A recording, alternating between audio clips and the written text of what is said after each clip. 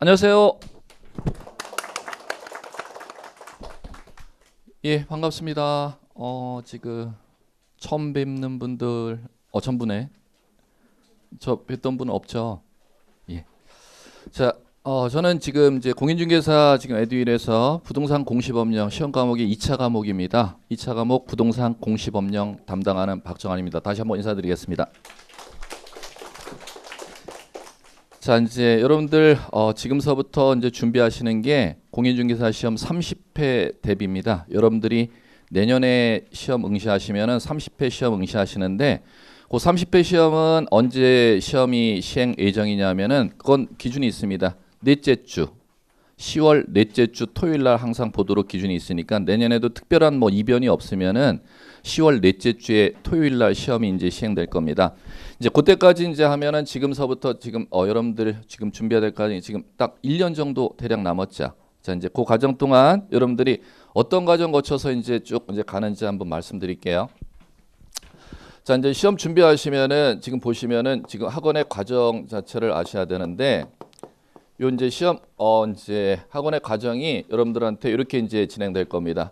지금 11월에 시작하셨으면은 12월까지 2달 과정으로 보통 끊습니다. 2달로 이제 순환을 하니까는 요 2달 순환에 지금 8주를 갖다가 배당할 겁니다. 8주. 쓸 필요 없고 큰 거 이제 여러분들이 어떻게 나갈 것인지 내가 1년 동안 어떻게 나갈 것인지 지금 말씀드리려고 하니까 자, 이 8주 과정 동안 지금 여 보시면은 여러분들 지금 한 과정 나갈 겁니다. 이 과정의 이름을 이제 학원에서 지금 기초 과정 이렇게 용어 만들어 놨고 자, 그다음에 자, 이제 내년 1월 되면은 1월에서 2월 과정 요거 이제 8주입니다. 마찬가지로 요 8주 과정이 지금 기본 과정 이렇게 지금 만들어 놨고 그다음에 3월에서 4월 과정 자, 요 3월 4월 이제 2달 순환 과정 이제 여러분들 심화 과정일 거예요. 자, 그러고 나서 5월, 6월에 이제 순환 과정이 요거 6주로 배당돼 있습니다. 그런데 요 3월, 4월 이제 순환 과정은 이제 달수로는 2달인데 요거 지금 몇 주로 이제 배당되냐? 10주로 배당돼 있습니다. 그리고 5월, 6월은 이제 2달 과정이지만은 지금 요건 6주로 배당돼 있을 거예요. 6주로. 자, 6주로 배당돼서 이건 이제 요약 과정으로 나갈 거예요. 자, 이제 요거 하고 나면은 이제 7월, 8월이 뭐냐면은 7월하고 8월이 8주 동안 여러분들 뭐 할 거냐면은 자, 문제 풀이 과정. 요까지가 이제 여러분들이 지금 이제 학원 등록하시면은 지금 요까지가 지금 이루어지는 과정입니다. 요 끝나면은 이제 9월, 10월 과정 남아 있죠. 9월, 10월 과정은 이제 여러분들 등록 과정이 아니라 이제 선택 과정. 이 선택 과정은 지금 이후에 선택 과정은 뭐가 있느냐면은 동영하고 쪽집게 과정 남아 있어요. 쪽집게. 자, 동영은 실제 시험장에서 보는 이제 시험 각 과목을 40문제씩 한 과목당 40문제라면 40문제씩 이제 매주 연습하는 과정. 그리고 곧 끝나면은 각 과목 교수님들이 그 각 과목에 이 과목에서는 지금 요 정도 시험 문제가 요게 올해는 좀 낼 것 같다. 한 3배수나 4배수로 여러분들한테 최종 문제를 압축해서 요거는 마지막 꼭 보고 들어가십시오. 쪽 집어 주는 과정. 이렇게 이제 이루어지는데 요건 이제 선택 과정입니다. 이게 이제 2달 과정 9월에서 10월까지 시험장 들어갈 때까지 과정입니다. 그러면 지금 여러분들이 지금 출발점이 지금 여기잖아요. 자, 이제 여기인데 자, 이제 요 과정이 있으시면 이제 강의는 당연히 들으시겠지. 여기 이제 강의로 요걸 한다는 건데 강의하기 위해서는 이제 도구가 있어야죠. 그 강의 도구가 자, 이제 교재가 있을 겁니다. 자, 그러면 에듀윌 회사에서 나오는 교재가 요 기초 과정의 기초서라는 건 이제 발행되고 여러분들 기초서 다 받으셨죠? 몇 권으로 받으셨어요? 1차 한 권, 2차 한 권. 이렇게 2권 받으셨을 텐데. 그럼 여러분들이 배우는 요 지금 받으신 기초서에는 1차에 2과목 내용이 거기에 이제 나와 있고요. 2차의 기초서에는 4과목 내용이 중개사법령, 부동산 공법, 제가 다루는 부동산 공시법령, 그리고 부동산 세법 4과목이 지금 거기에 지금 서술되어 있습니다. 그러면 2권으로 이제 받으신 게 기초서 요거 이제 받으셨고, 그다음에 자, 이제 1월 달 이제 다음 순환 과정 들어가면 이제 요 교재 안 쓸 겁니다. 지금 여러분들이 이제 오늘서부터 배울 요 교재는 11월, 12월에 필요한 교재입니다. 그러면 요 1월 달서부터 이제 들어가는 기본 과정서부터 심화 과정 요때가 교재를 똑같은 교재를 쓸 겁니다. 기본서라는 게 발행이 돼요. 그러면 기본서가 있고 요 기초서가 있죠. 그러면 자, 요거는 2권.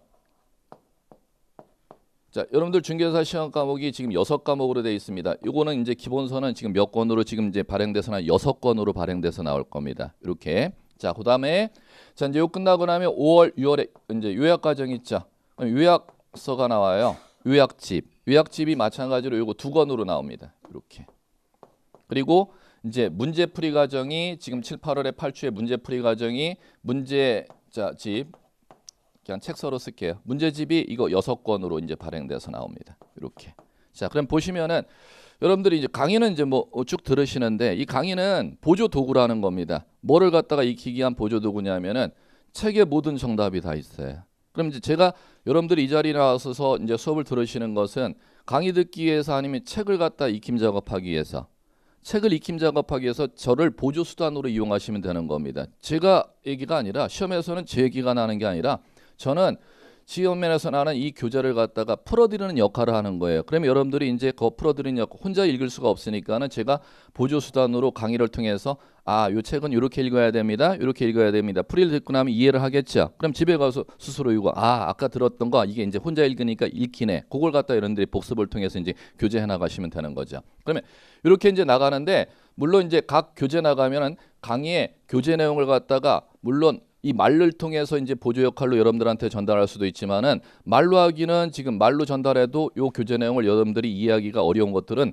각 교수님들이 뭐를 준비해 오느냐 교재를 갖다가 보충 이야기한 자, 교안이라는 걸 갖다가 별도로 따로 준비해 올 겁니다. 이렇게. 그러면 보통 이제 강의는 자, 저를 말을 통해서 듣는 것이고 교재하고 교재를 보충하기 위한 교안 자료가 이제 각 수업 시간에 이제 같이 나온다는 거죠. 그거로 이제 여러분들이 그럼 요 교재하고 교안을 갖고 이제 여러분들이 복습하거나 예습하실 때는 활용을 하시면 될 겁니다. 자, 이제 이렇게 가는데 자, 이제 이렇게 갈 때 자, 이제 갈게요. 요 기초 과정은 지금 어떤 과정이냐면 기초 과정 기초서에 나와 있는 내용은 여러분들 시험 기준으로 하면은 시험에서는 제가 비유를 해드리면 자동차 운행을 하는 데 있어서 운행하는 데 있어서 요 기초 과정에는 어떤 내용을 배우는 거냐면은 자동차에 앉아서 각 기능 기어가 어디에 있는지 브레이크가 어디에 있는지 핸들대가 무엇인지 그 다음에 자 라이트 전조등이 어디에 있는지 그 다음에 엑셀레이터가 어디에 있는지 그걸 갖다가 익힘 작업하는 게 기초 과정입니다. 그럼 이 기초 과정 내용은 자 운행하기 위한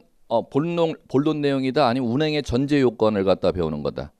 전제 요건 배우는 거예요. 그러면 그 얘기는 무슨 얘기냐면은 이 기초 과정은 지금 처음 하시는 분들 같은 경우는 지금 들어야 되지만은 종전에 이제 경험이 있으셨다거나 또는 종전에 29회 시험에 경험이 있으셨다거나 20개 시험을 했어도 급하게 뭐 5월 넘어서 막 한 3개월 남겨놓고 2개월 남겨놓고 준비해갖고 나 시험에 보긴 봤어도 뭐 전혀 뭐 그냥 짧은 기간에 두서없이 봤기 때문에 모르는 분들 그 전제 요건으로 그분들이 들으셔야 되는 거지 작년에 29회 시험을 갖다가 하셨는데 합격을 못 하셔서 지금 요걸 갖다가 지금 경험이 충분히 있었던 분들은 지금 어디서부터 들어야 되는 기본 과정서부터 들으셔야 됩니다. 그리고 마찬가지로 요 기초서 2권의 지금 내용에는 여러분들 시험에 나오는 내용이 나와 있다. 시험의 전제 요건 얘기가 나와 있다.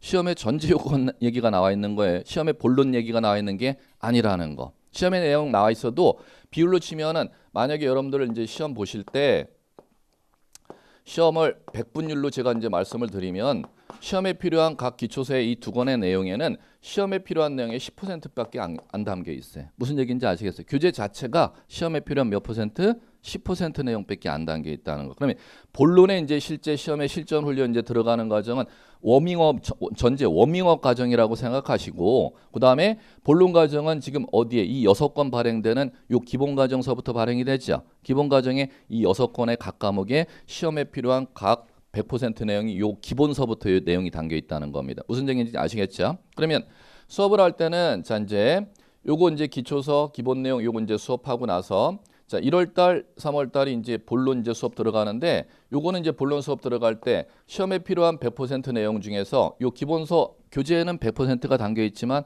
요 8주 과정 자체는 자 수업의 80%를 갖다가 여러분들한테 전달을 해드릴 거걸랑요 제가. 그다음에 자 이제 요 심화 과정은 기본서에 지금 시험의 100% 내용이 요 기본서에 다 들어있다 그랬죠. 요 내용이 심화 과정은 지금 10주 과정이죠. 요 10주 과정 동안에는 지금 요걸 갖다가 100% 다 해드릴 겁니다. 이렇게. 자 이제 보십시오. 그러면은 지금 본격적인 이제 시험 준비는 기본 과정과 심화 과정이고 지금 워밍업 트레이닝 용어 익히기 과정이라고 이제 생각하시면 되고 신규 분들 입장에서 그러면 요 기본서를 갖고 이제 두 번을 갖다 들어간다는 거죠. 지금 심화 과정도 요 기본서를 갖고 다시 반복 과정을 들어간다는 겁니다. 왜? 요 기본서 발행되는 6건에 이제 각 시험에 필요한 100% 내용이 요 교재에 다 담겨 있기 때문에 그러면 요 기본 1월, 2월 8주 과정 동안에 80%를 하는 이유가 다 선생님들 다 대동소이할 거예요. 제가 제 기준으로 80%냐 다른 과목은 또 몇 %를 할지를 모르겠어요. 60% 하는 선생님들도 있어요. 그러니까 다 다른데 저는 왜 80% 기준으로 이걸 해드리냐면은 시험의 80%가 매해 반복되는 주제입니다. 그 과목에서. 제 과목뿐만 아니라 다른 과목도 마찬가지예요. 이 80%는 반복되는데 여러분들 지금 공인중개사 제도에서 시험 과목에서 몇 점 합격인지는 알고 지금 이 자리에 앉아서 공부하시죠. 몇 점? 1차? 60점. 2차? 60점. 그럼 시험에 반복되는 주제가 각 과목이 몇 % 이상은 최소한 계속 매년 반복된대요. 80%가 반복된대. 그런데 시험 합격 점수는 각각 1차에 60점, 2차 60점이라면은 여러분들이 기계가 아닌 이상 암만 열심히 해도 실수라는 거 한다는 거죠. 그럼 실수라는 거 한 거 20% 비율을 뺀다 하더라도 60% 이상은 다 소화할 수 있지 않습니까? 그렇기 때문에 요거를 갖다가 제가 제 기준으로 말씀드리면은 시험에 필요한 기본서에는 100% 내용이 다 들어와 있지만 제가 강의 기본 과정할 때 시험에 80%를 기준으로 해드리는 게 그 이유 때문입니다. 그거 하면은 실수 20% 한다 쳐더라도 시험에 매년 나는 주제는 실수 비율까지 치더라도 충분히 합격할 수가 있기 때문에 그러면 요 심화 과정에는 지금 몇 주예요? 10주죠. 그걸 다시 반복 들어가죠. 반복 들어가면은 100% 들어가는 게 새로운 거 들어가는 거임. 시험에 80% 나는 건 다시 또 반복해야 됨. 다시 반복이 들어가고 엔드 상위 시험 나는 건 이제 한 번 정도 소개밖에 안 한다는 거죠. 요 심화 과정 때 100% 한다는 게 요거 80%는 매년 나는 주제라면서 이건 그럼 한 번만 해야겠어요? 두 번 이상을 반복해야겠어요? 두 번 이상을 반복하고 그리고 시험에 그 해에만 나는 주제가 20% 주제. 문항수로 치면 한 40문제에서 10문제 정도 주제 걸랑이요. 그 10문제 주제는 작년, 재작년, 고해에는 나지 아니하고 올해만 특이하는 과목의 그 성질이 비율로 치면 20%, 문제로 치면 40문제짜리 과목에는 10문제 주제는 종전에 나지 아니하는 문제 유형을 갖다가 출제하는 거. 그거 주제를 갖다 하는 주제를 갖다 전부 다 하기 때문에 이게 100% 10주 과정이 지금 긴 겁니다. 그러면 여러분들이 60점 절대평가 시험이라면 기본만 놓치지 않으시면 합격한다는 거죠. 기본 놓치지 않는다는 건 매년 반복되는 주제 80% 중에서 몇 퍼센트? 20% 실수하고 20% 빼고 그 이상만 여러분들이 충분히 숙달 훈련하시면 합격할 수가 있기 때문에 요 매년 나는 80% 주제는 몇 번을 반복한다?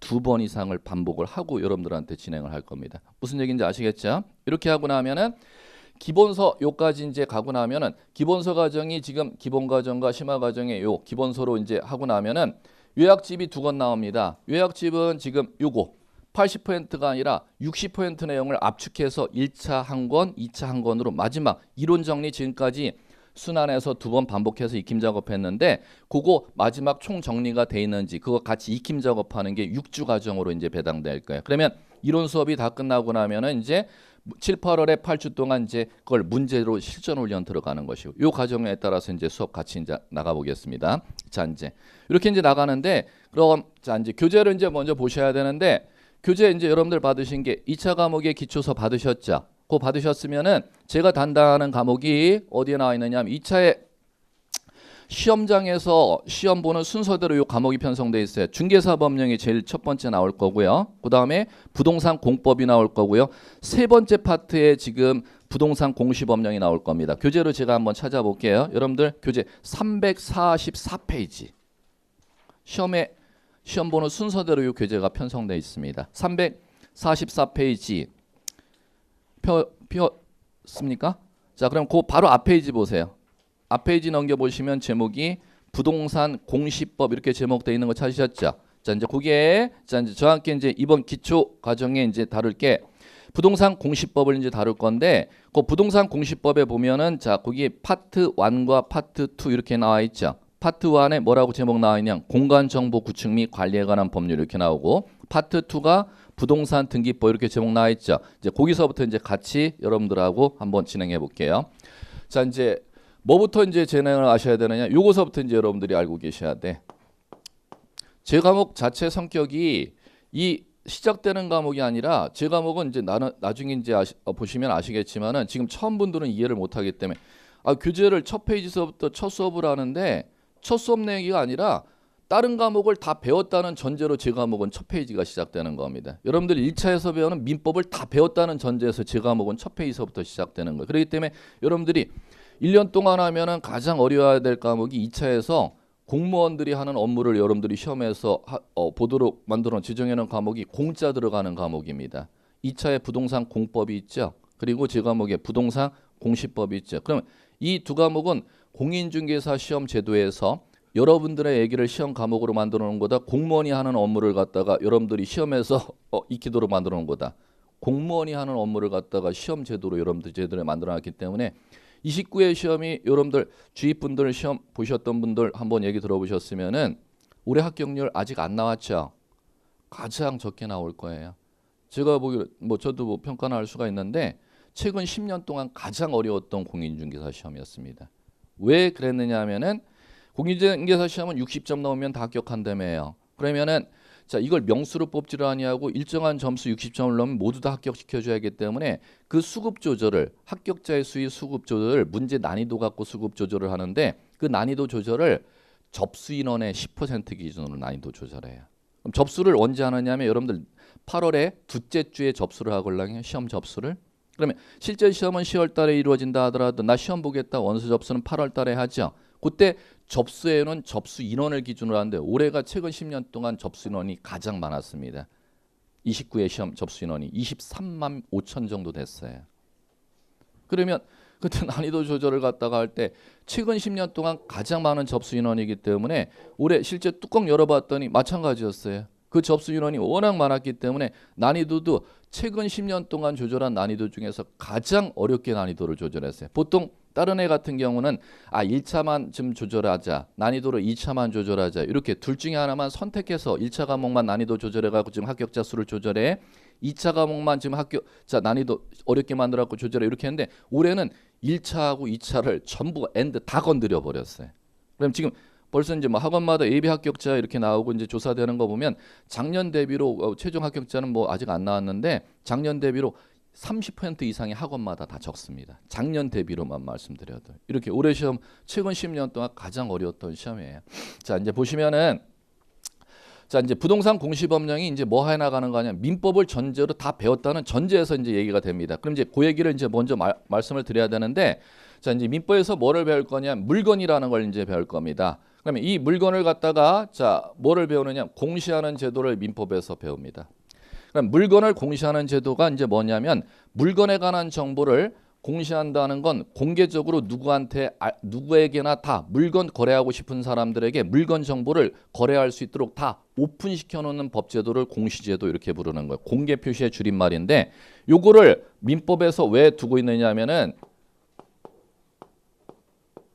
물건이라는 건 국민들이 뭐를 한다? 거래한다는 거죠. 그 물건을 안전하고 신속하게 거래하는 걸 국가가 도와주고자 만들어놓은 민법의 법제도를 이제 뭐라고 부르냐면 물건 공시제도 이렇게 부르는 거예요. 민법 교수님 이제 배울 거예요. 자, 그러면 물건을 공시제도를 이제 배우시려면은 자, 요거 큰 개념만 제가 말씀드리는데 물건을 공개 표시하는 제도는 민법에서 두 가지로 두고 있습니다. 물건의 분류를 먼저 할 줄 아셔야 돼요. 물건의 분류는 여러 가지로 이제 분류를 할 수 있는데 민법 99조의 그 물건의 분류 작업 이제 앞으로 민법 교수님하고 배울 거예요.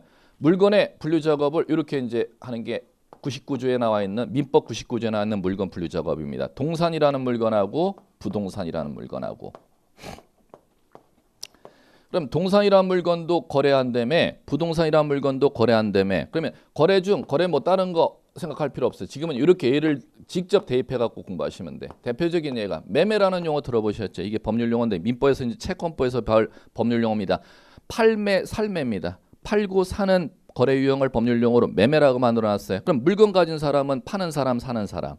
물건 현재 가지고 있는 사람, 파는 사람, 물건을 돈을 주고 가져가는 사람은 사는 사람, 매도인, 매수인이라는 이제 법률용 만들어집니다. 그러면 매도인, 매수인이 누가 자격이 있느냐, 매도인, 매수인, 매매계약이 성립되면은 어떤 법률 효력을 발생하느냐, 그 내용을 배우는 게 이제 민법인데, 자 이제 갈게요. 그 물건을 매매라는 거래를 한다면 물건에 관한 정보를 누구나 알 수 있도록 공개 표시하는 법제도를 민법에서 두고 있다는 겁니다. 그러면 두 가지 이제 공시제도를 두고 있는데 공시제도가 동산이란 물건과 부동산이란 물건의 차이점. 동산이란 물건은 쉽게 얘기하면 여러분들 갖고 다닐 수 있는 물건. 요거는 갖고 다닐 수 없는, 움직일 수 없는 물건이 이렇게 읽으시면 돼요. 그러면 동산이란 물건과 부동산이란 물건의 특징을 상대적으로 이제 비교해 보자는 겁니다. 딱 하나 갖고만 제가 말씀드릴게요. 어느 게 더 비싸? 상대적으로. 위에 물건이 더 비쌀까? 밑에 물건이 비쌀까? 위에 물건보다는 밑에 물건이 더 비싸. 움직일 수 없는 땅 건물이라는 부동산이란 물건이 자전거, 지금 요 교탁, 칠판 이거 다 동산에 해당하는 겁니다. 그럼 동산보다는 부동산이 상대적으로 고가의 물건이잖아. 그러면 물건을 공시하는 물건에 관한 정보를 널리 알리는 민법의 법제도도 경제적으로 값어치가 싼 물건은 간단한 공시 방법을 두고 있습니다. 그 공시 방법을 민법에서 이렇게 이제 배울 거예요. 앞으로. 어떤 공시 방법을 두고 있대요? 점유. 그 물건을 갖고 있으면 그게 물건의 주인이 누구인지를 알리는 법제도예요. 그러면 이게 지금 분필 지금 케이스 초이스 메이커 지금 제가 갖고 있잖아요. 이거 동산이잖아요. 이거 누가 주인인 것 같아?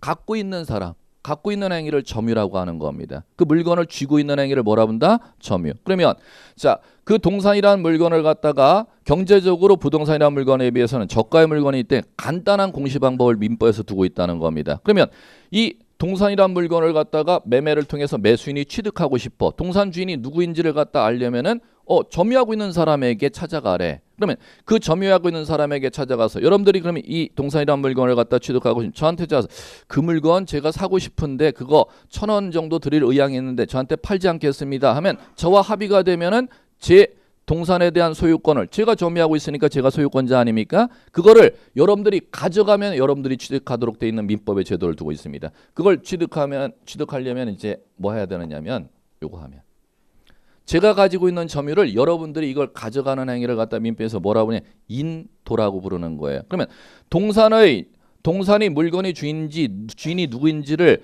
공개 표시하는 법제도는 뭐를 두고 있고 점유. 그럼 그 동산에 대한 소유권이란 재산을 취득하는 방법은 점유를 가져가야 취득한다는 겁니다. 점유를 가져가는 방법을 법률을 뭐라 본다? 인도를 통해서 취득하는 것입니다. 자, 이제 그런데 여러분들이 자격증 취득하고자 하는 게 공인중개사 자격증이죠. 공인중개사가 하는 업무가 뭐냐면 물건이라는 걸 당사자, 매도인, 팔고 사는 사람이 매도인, 매수인을 당사자라고 하는 거예요. 당사자가 직접 거래를 안 하고 그 거래를 중개 행위를 해서 그 중개에 대한 법률상 수수료를 받을 수 있는 자격증의 이름을 공인중개사 자격증이라고 하는 거예요. 그러면 공인중개사가 매도인, 매수인이 물건을 직접 거래 안 하고 그 물건을 매매를 중개 행위를 해갖고 그걸 수수료를 받을 수 있는 자격증이 공인중개사 자격증이라면은 동산이라는 물건은 중개 대상인 물건이 아니라는 거죠. 그러면 민법에서도 제 시간에는 지금 이걸 제가 소개시켜 드릴 거지만 민법에서도 점유, 인도, 동산 이런 용어를 민법 교수님과 함께 다룬 1차 과목에서도 이걸 다룰 거다 안 다룰 거다? 안 다룰 거라는 거예요. 이걸 전제 요건으로 아셔야 돼. 제 과목에서는 소개를 시켜드리죠. 제 과목은 다른 과목 다 할 줄 알아야 돼. 다른 과목 5과목 다 배웠다. 학계론, 민법,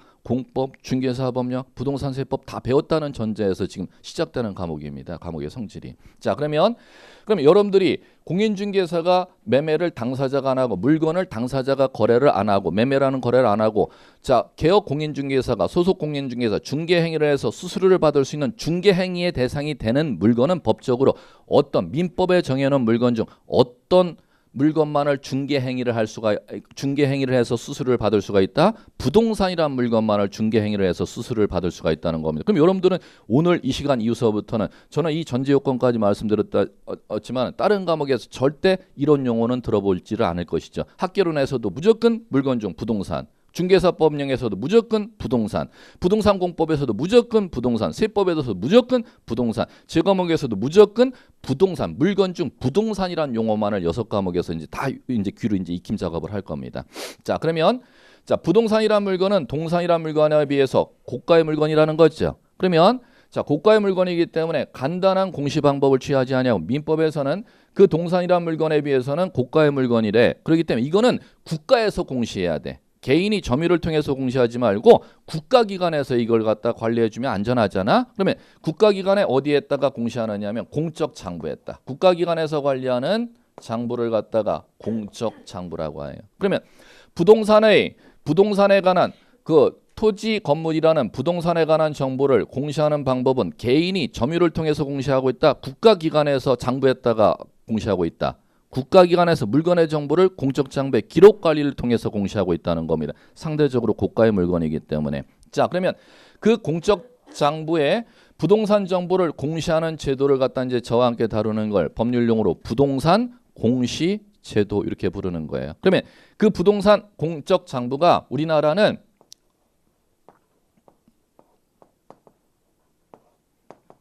어떻게 해서 이제 공시하고 있다? 이원화시켜서 두 군데 국가기관에서 두 개의 공적 장부에 분리해서 부동산 정보를 공시하고 있습니다. 이제 한번 볼게요.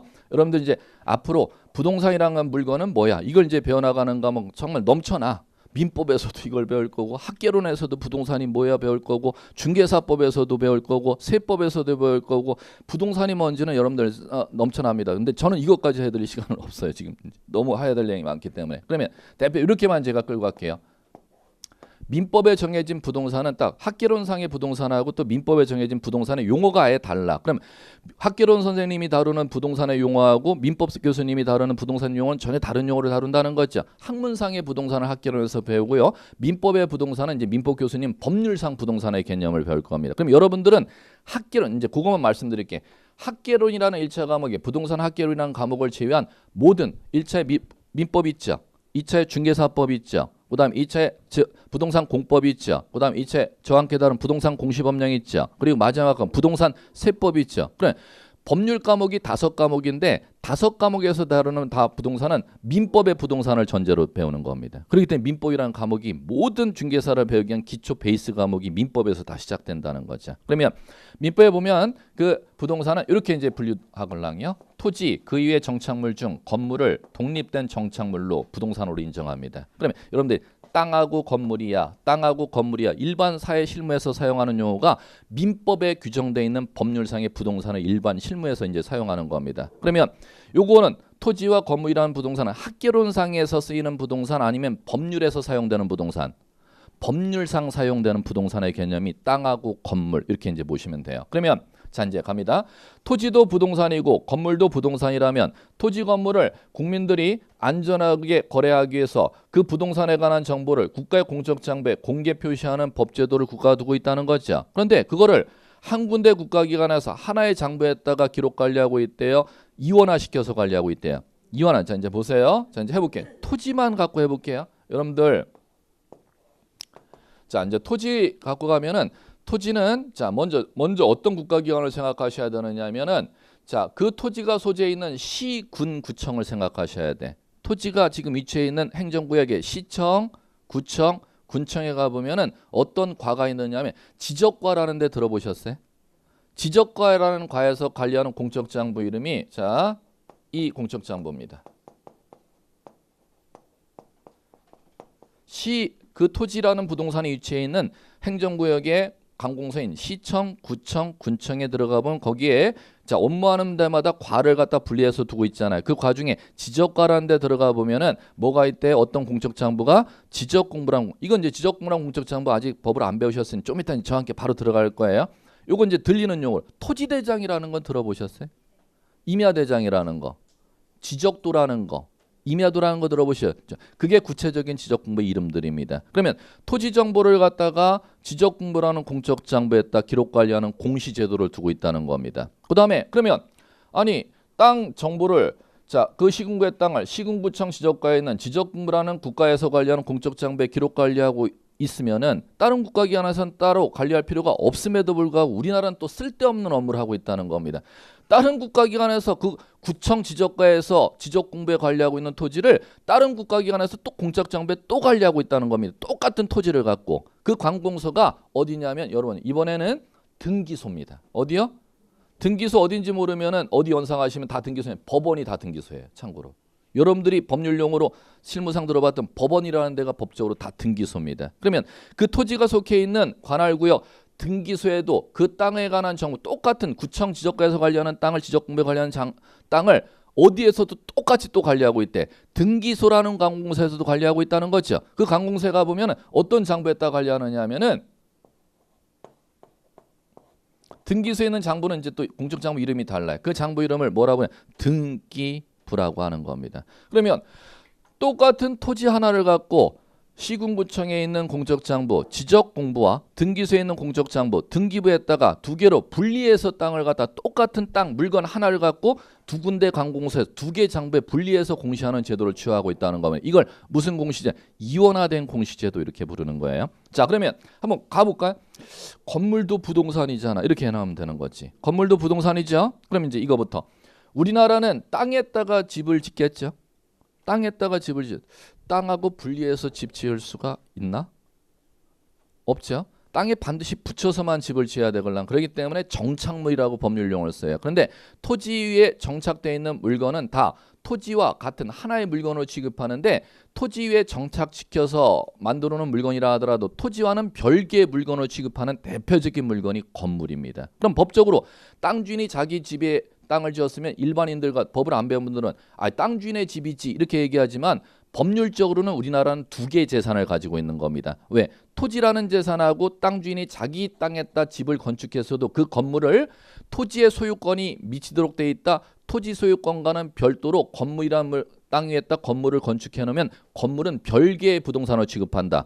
별개의 부동산으로 취급하기 때문에 일반인들 같은 경우는 땅 주인이 자기 땅에다 집을 지으면은 재산 하나가 있지가 아니라 법률적인 경우는 두 개의 재산이 있는 겁니다. 그 재산의 이름을 민법에서 이제 배우는 소유권이라고 하는 거거든요. 내 땅, 내 건물이라고 배우는 그 권리의 이름을 소유권이라고 하는 거예요. 그러면 땅 주인이 자기 땅에다 건물을 건축했어도 재산은 하나가 성립, 두 개가 성립. 두 개. 왜? 우리나라는 땅과 건물을 별개의 부동산으로 인정하니까. 그러면 이게 건물을 토지와 하나의 부동산을 인정한다면 공적장부를 따로 둘 필요가 없지만 법적으로 땅 위에 건물을 건축한 별개의 부동산을 인정하기 때문에 건물에 관한 공적장부를 따로 또 둬야 된다 안 둬야 된다? 둬야 된다는 당연한 논리라는 것이죠. 그러면 이제 갑니다. 건물에 대해서도 이원화시켜서 자 건물 시군구청에 가보면 이제 땅에 대해서는 지적과 지적공부가 있다고 했잖아요. 이번에는 건물에 대해서는 자 건물 건축하고 사용 승인하면은 시군구청에 건축가라는 데가 있습니다. 건축가에 가보면은 자 이 장부가 있걸랑요. 이거 들어보셨을까? 이거 많이. 건축물 대장이라는 공적장부 분명히 들어보셨죠? 자 그다음에 자 두 번째 그 건물 시군구청에 건축물 대장만 오늘 공적장부에 등록 관리하는 것뿐만 아니라 그 똑같은 건축물 구청의 건축가에 건축물 대장에 기록 관리하면 끝나면 되는데 요거를 똑같은 건축물을 갖고 관할 등기소에 가보면 건물 등기부에다 건물을 또 관리하고 있어요. 국가가. 자 그럼 이제 됐네. 이원화된 공적 제도라는 건 뭐냐면 물건 똑같은 하나 갖고 하나의 공적장부에 관리하는 게 효율적인 법 시스템임에도 불구하고 우리나라는 똑같은 물건 땅 하나 갖고 구청 지적과에 지적공부랑 공적장부에 등기소에 등기부랑 공적장부에 장부 두 개를 두어서 물건 하나를 갖다가 관리한다는 겁니다. 그럼 이건 이 제도 자체가 효율적인 법제도 비효율적인 법제도 우리나라 자체는 법제도 자체가 상당히 비효율적으로 업무를 운영하고 있습니다. 아니 서로 다른 물건이라면 구청에서는 이 물건을 등기소에서는 저 물건을 이렇게 관리하면 되는데 똑같은 토지 하나 갖고 구청에서도 관리하고 등기소에서도 관리한단 말이에요. 비효율적인 법 시스템으로 국가 제도를 우리나라는 운영하고 있다는 거. 이게 이제 이원화된 법제도라고 하는 겁니다. 자 그러면 자 이제 이원화된 법제도를 취하고 있기 때문에 효율성을 달리한다는 겁니다. 즉 지적공부를 갖다 관리하는 목적과 등기부를 관리하는 목적이 다르고 건축물 대장을 관리하는 목적과 등기부를 관리하는 목적 자체는 다르도록 하고 있습니다. 자 이제 목적이 자 이제 갈게요. 지적공부는 왜 관리하는 거냐면은 국가 측면의 목적이 커요. 국가 측면의 목적. 국가 입장에서는 우리나라 대한민국이란 국가 입장에서는 대한민국의 영토를 관리할 필요가 있다는 겁니다. 그럼 땅 소유권자, 재산권자 측면에서 지적공부를 관리하는 것임 구청에서는 땅 소유자를 보호해주기 위해서 관리하는 것임 국토를 갖다가 국가 측면에서 효율적으로 관리하기 위해서 관리하는 것임 공익 목적이 크다는 거죠. 구청 지적과에서는. 그런데 등기소에서는 땅 소유자가 있다면 그 사람이 땅을 사고 팔고 땅을 대출받고 세입자들이고 재산권 거래를 한단 말이에요. 재산권 거래를 안전하게 부동산, 토지라는 부동산 재산권을 국민들이 안전하게 공적 장부에 기록하고 재산권을 거래하라고 이거는 사익 측면이 크다는 겁니다. 그러면 공익 측면이 큰 것이고 등기부를 관리하는 건 사익 측면이 큰 것이고 그다음 이것도 해볼게요. 건물을 구청의 건축가에서도 관리하고 등기소에 등기부에도 관리하죠. 자, 이제 요거 건물 등기부 관리하는 건 토지 등기부 관리하는 목적과 똑같습니다. 사익 측면이 커요. 건물이라는 건 건물주가 건물을 팔고 세입자들이고 대출을 받고 재산권 거래를 한단 말입니다. 그러면 재산권 거래를 안전하고 신속하게 거래하는 걸 도모하기 위해서 등기부를 관리하는 거걸랑요. 그런데 자, 이제 잘 보세요. 구청의 건축물 대장을 관리하는 이유는 그런 사익적인 측면 때문에 관리하는 게 아닙니다. 관할 시군구에서는 시군구라는 건 우리나라는 자 국가만 있는 게 아니라 지방자치단체 제도가 시행되고 있죠. 그럼 지방자치단체도 국가기관으로서 독립적으로 예산을 편성해서 지자체 주민 살림을 꾸려나가려면 지방세라는 자 그 지자체 살림을 꾸려나갈 세금을 확보해야 돼, 안 해, 확보해야 돼? 확보해야 되죠. 건물이라는 건 우리나라 지방세로 분류돼 있걸랑요.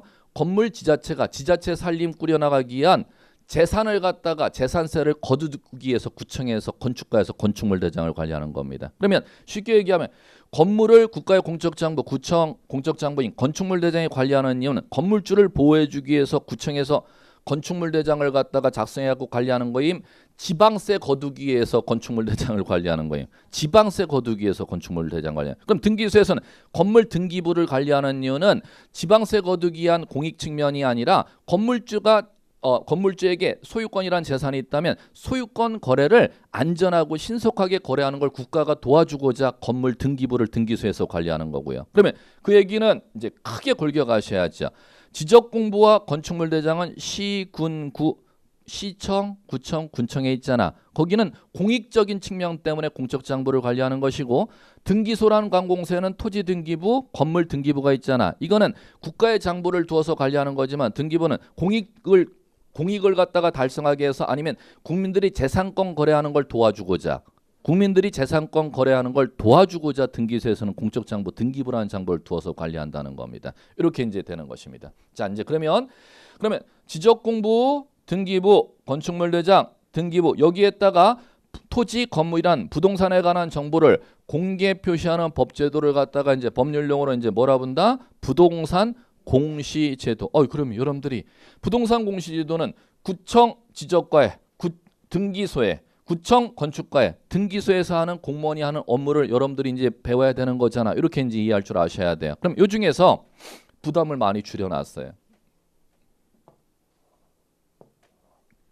이렇게 구청의 지적과에서 건축과에서 하는 업무가 부동산 공시 업무 아니에요. 그다음에 등기소에서 땅 등기부에 등기하는 업무, 등기소에서 건물 등기부에 건물 등기하는 업무가 부동산 공시 업무 아닙니까? 그럼 부동산 공시제도가 4개가 부동산 공시제도인데 이 중에서 구청, 시, 군, 구청, 건축가에서 건축물 대장에 건물이란 부동산을 공시하는 법제도는 부동산 공시제도임에도 불구하고 시험 과목에서는 요거를 부담을 빼놨다는 겁니다. 그럼 무슨 얘기냐? 그러면 여러분들 공인중개사 시험에서는 부동산 공시하는 업무 4가지 중에서 뭐만을 갖다 시험 대상으로 갖다 만들어놨다? 요거만을 갖다 여러분들 시험 대상으로 만들어놨다는 거죠. 그러면 여러분들이 이제 공인중개사 자격증을 취득하기까지는 부동산 공시 업무 중 뭐는 이제 안 배움?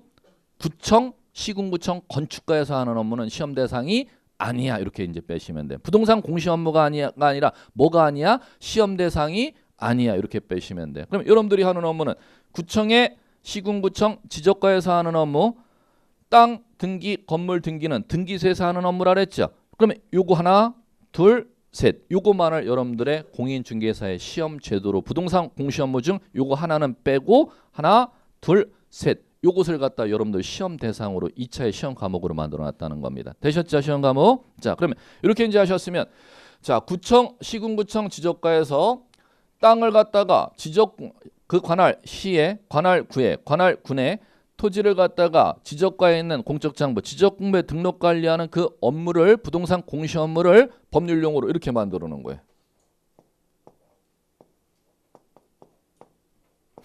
뭐라고 만들어놨대요? 이건 이론 용어, 이게 법률 용어입니다. 지적 업무. 그럼 구청에, 시청에, 구청에 지적과에서 공무원이 하는 지적공부랑 공적장부의 땅을 관할 구역 내 땅을 공적장부에 등록 관리하는 국가의 업무 제도를 지적사무, 지적제도, 지적업무 이렇게 법률 용어로 만들어 놓은 거예요. 자, 그다음에 관할 등기소라는 법원이라는 관공서에서 관할구역 내 땅하고 그 땅에 있는 건축물에 대해서 재산권자가 땅 매매한 사람이 땅을 대출받은 사람이 재산권 등기해달라고 민원 신청이 들어오잖아요. 그러면 등기부라는 장부에 땅을 거래한 사실을 건물을 거래한 사실을 등기소라는 법원의 공무원이 기록관리하는 부동산 공시 업무를 하겠죠. 그걸 갖다가 자 법률 용어로 뭐라고 부르느냐 하면 이렇게 부르는 거예요.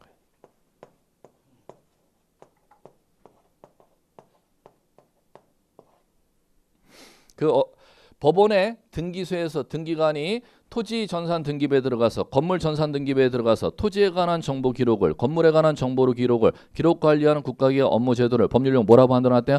부동산 등기 사무다. 부동산 등기 업무다. 이렇게 만들어놨다는 겁니다. 그러면 자 이렇게 용어가 나와야지.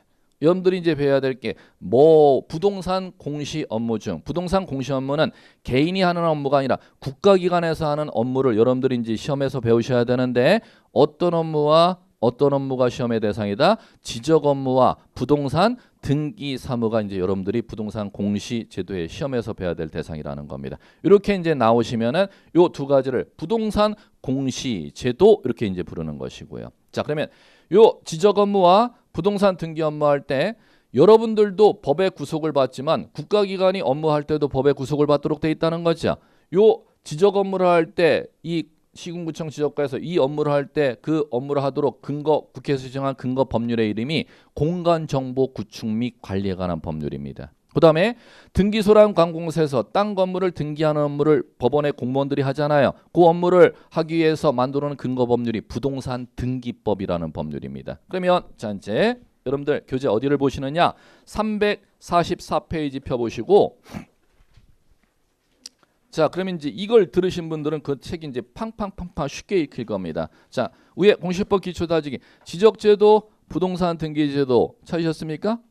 그러면 지적이라는 단어는 이제 부동산 등기라는 단어 나왔으면 그게 뭔지 이제 감 잡겠네. 지적 업무는 어디에서 하는 거 이렇게 감 잡아. 시청, 구청, 군청, 지적과에 가서 지적과에 있는 공무원이 어떤 장부에 지적 공부란 장부에 관할시에, 관할군에, 관할구에 땅을 지적 공부에 등록 관리하는 국가의 업무를 지적 업무라고 하는 거 아니에요. 요거하고 뭐하고 비교한대요? 부동산 등기 업무하고 비교한대죠. 부동산 등기 업무는 관할구역 내 토지하고 건축물을 갖다가 등기소라는 관공서에 어떤 공적장부에 등기부라는 공적장부에 땅을 갖다 기록관리하는 업무, 건물을 기록관리하는 업무를 부동산 등기사무라고 해. 요거와 요거를 갖다가 이제 여러분들이 시험에서 배워나간다는 겁니다. 자 이제 그러면 자 요 지적 업무를 할 때도 법에 근거해서 부동산 등기 업무를 할 때도 법에 근거해서 해야 된다는 거죠. 그럼 여러분들은 요 업무할 때 하는 근거 법률이 공간정보 구축 및 관리에 관한 법률. 제목이 오른쪽에 교재 345페이지 오른쪽에 파트 1 보세요.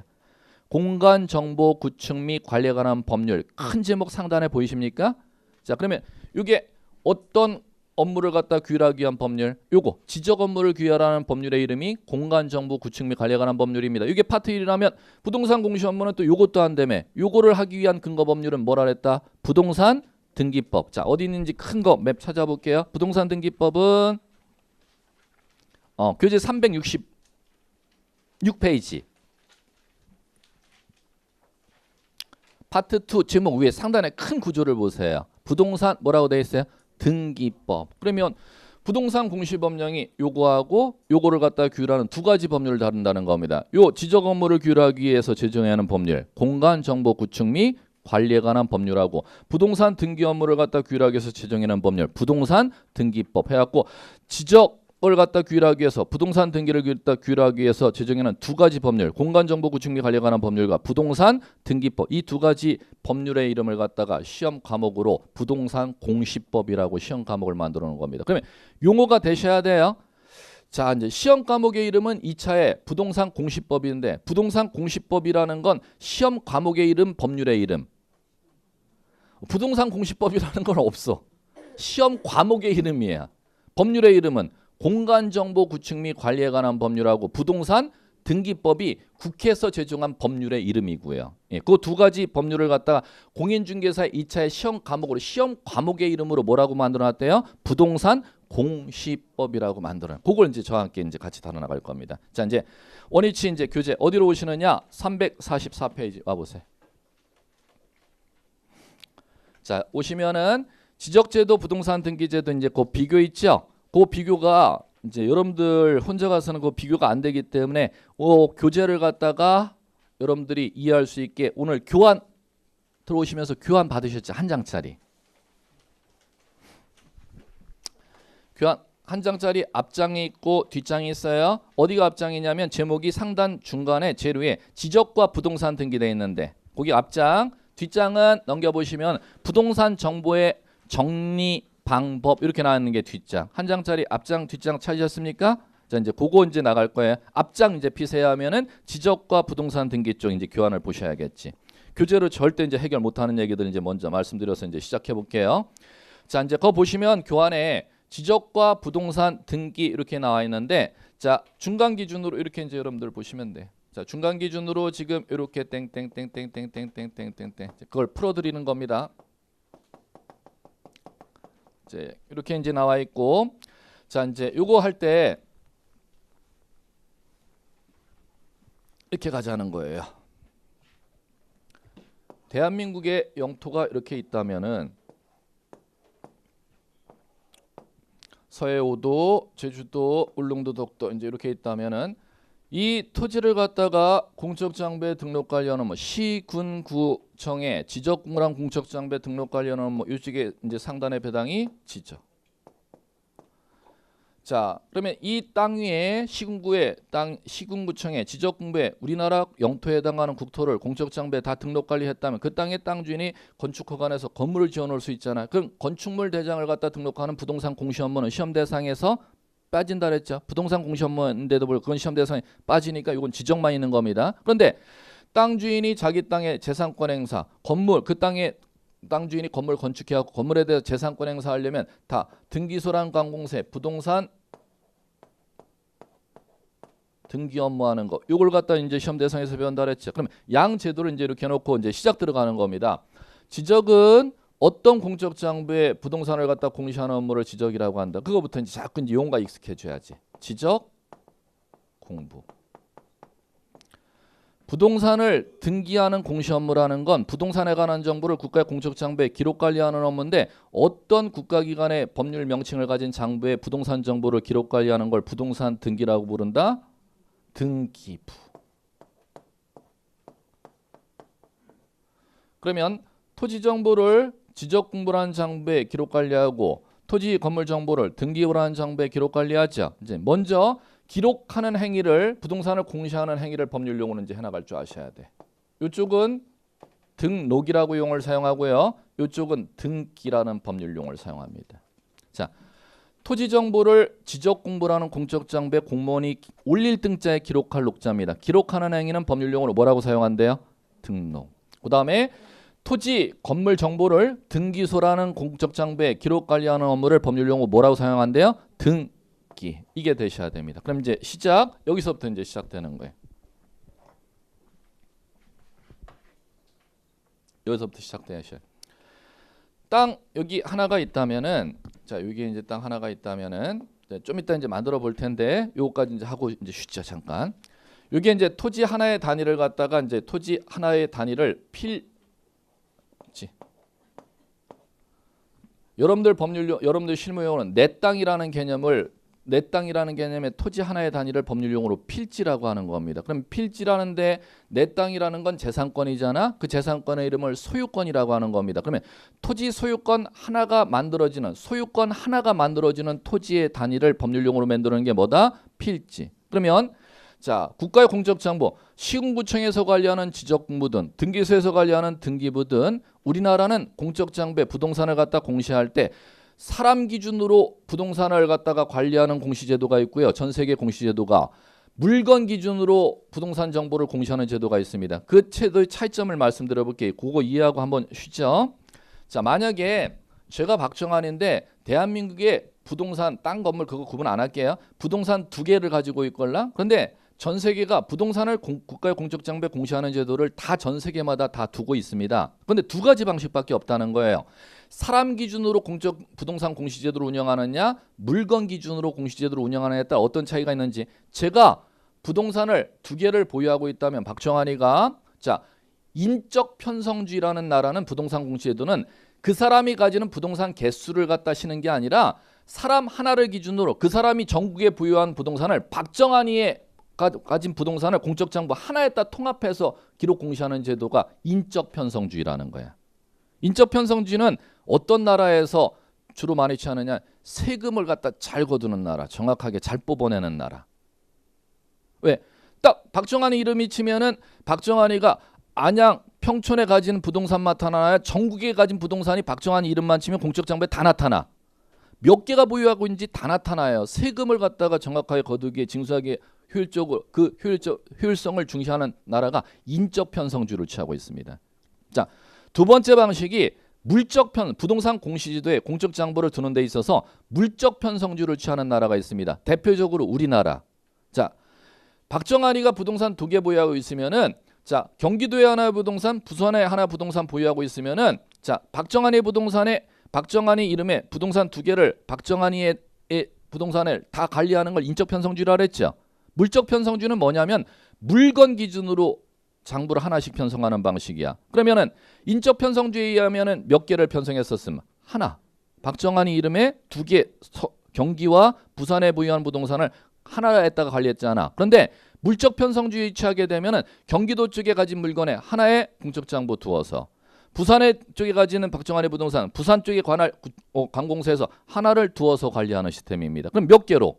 2개로. 그럼 우리나라는 인적 편성주의, 물적 편성, 부동산 공시지도를 두는 나라마다 2가지 방식밖에 없어요. 그 중에 어떤 방식을 취하고 있느냐 하면은 물적 편성주의를 취하고 있어요. 이 얘기를 들리셔야 이제 얘기를 들어가거든요. 그러면 만약에 우리나라 같은 경우는 자, 안양시 동안구 평촌동에 땅을 지번을 갖다가 쳐봐야지만이 제가 그 부동산 보유하는지를 알 수 있죠. 제 이름을 쳐봐서는 박정환이가 전국에 땅 몇 개 가지고 있는지 부동산이 있는지 없는지조차도 절대 알아내지를 못하는 시스템을 취하고 있다는 겁니다. 우리나라 편성 방식이 무슨 방식? 물적 편성 방식. 그렇기 때문에 자, 요 관할 땅을 갖다 누가 가지고 있는지 이 땅을 기준으로 공적 장부 하나, 이 땅을 기준으로 등기부 하나를 갖다가 관리하는 시스템을 취하고 있다는. 둘 다 시군구청에서도 물적 편성주의, 등기소에서도 물적 편성주의. 그럼 그 얘기는 토지라는 물건 하나의 단위를 법률용어로 뭐라고 부르는데 필지라고 부르니까 구청의 지적공부도 필지마다 지적공부 하나, 이 땅에 대한 관할 등기소의 등기부도 필지마다 등기부 하나씩을 두어서 관리 운영하는 시스템을 취하고 있답니다. 자, 되셨음? 예, 잠깐 이제 쉬시면 돼. 예.